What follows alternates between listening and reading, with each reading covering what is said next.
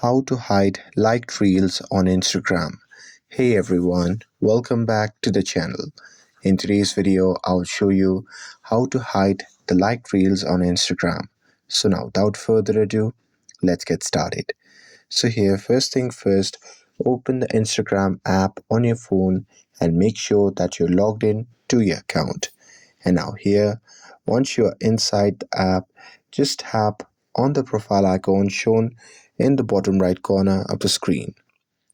And now here, once you are inside the profile section, just tap on the three dash icon shown in the top right corner of the screen. And now here, once you are inside the settings section, what you can do is simply scroll down, and there you can just tap on this option labeled as Activity in Friends tab. And now here, to hide the liked reels,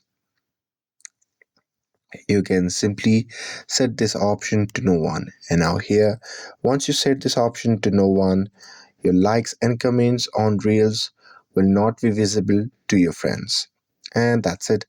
That's how you can hide liked reels on Instagram.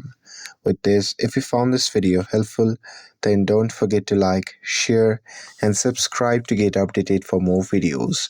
Thanks for watching, and I will see you in the next video.